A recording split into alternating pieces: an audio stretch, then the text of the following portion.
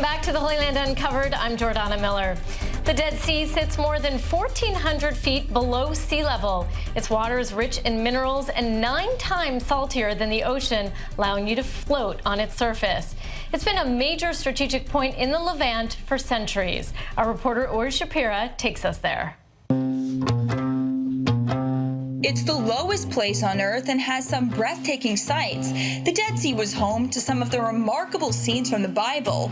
Over the years, it also became the platform of famous battles, disputes, and cult activities. These impressive mountains are a background to the biblical story. It is the lowest place on the surface of our planet, about 430 meters or almost 1,400 feet below sea level, the lowest place in the world by far. And on the opposite side are the mountains of Moab. We're looking at the southern end of the Dead Sea, which is basically a group of shallow evaporation basins where we are letting the sun do most of the work, evaporating the water, leaving behind the mineral residue for mining, especially the potash from which we make fertilizer. And so in our hands, by mining the potash to make fertilizer from the Dead Sea has become a source of life. The book of Genesis mentions Sodom and Gomorrah as 2 cities which were destroyed by God because its residents were sinners. The story of Lot, the last righteous man in Sodom, is one of the most iconic stories in the Old Testament. Lot, who was Abraham's nephew, was here in the city of Sodom, and the Lord sent 2 angels to warn him of the incumbent destruction. But Lot and his family, they had to flee the destruction because, as we all know, the people here were evildoers. And the Lord sent fire and brimstone and destroyed these places. Lot and his wife and their 2 daughters successfully flee the destruction. But, as we all know, Lot's wife disobeyed the Lord and looked back to the east, and she was immediately transformed into a pillar of salt. And, of course, we see her standing here to this day. The Dead Sea is also mentioned in the 2nd book of Kings, chapter 3. The story tells us how the kings of Judah, Israel, and Edom joined forces to suppress the revolt in Moab. They ran out of water, and they were dying of thirst for a week. And there was a great miracle.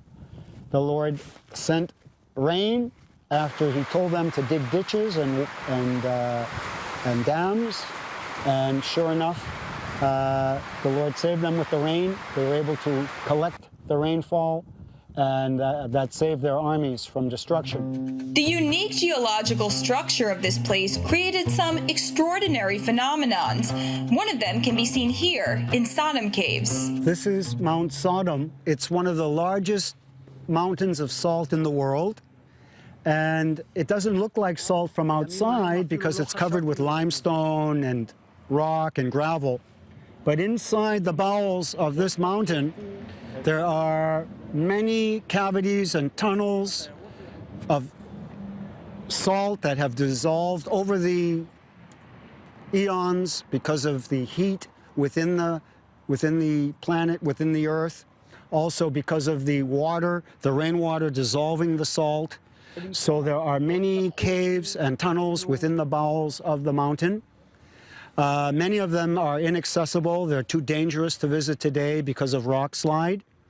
But the longest natural salt cave in the world is here at Mount Sodom. The Dead Sea was a major stronghold for many cultures throughout history. 2 signs of evidence for the significance of the area can be found here. The first is the Bokek Fort from the Roman Byzantine era. During the Israelite and Hasmonean periods, there were fortifications here to protect the farm area growing the balsam, from which they extracted the oil to make the perfume. Also, it protected and defended the road, the coastal road here. So what we see above us now is actually from the later Roman Byzantine period, We're talking 2nd, 3rd centuries AD, actually 3rd, 4th centuries AD. And again, the Romans and the Byzantines, they wanted to protect the balsam production. By the way, the secret of making the balsam oil or perfume was lost after that time. Also, they wanted to protect the trade routes of salt and to defend the eastern border of the empire. And good reasons to be here, where there's plenty of water. Another example is the Zohar Fort, which was first recognized as a Roman fortress and later was identified as a structure from the Crusader period. It was put here basically to control this route that connected the Dead Sea to the east with Judea and the Mediterranean to the west. And of course, during the Crusader period, this was an important route between Azraq, the castle in Jordan, and the seaport of Gaza. And they were bringing salt this way and other commodities, and they were collecting taxes here, right? And of course, they were protecting the border also from this place. From the time of Sodom and Gomorrah to present day, the Dead Sea is a symbol of sin and destruction. But one cannot ignore the outstanding views which rise from every peak, or as L. Fitzgerald put it, when I get low, I get high.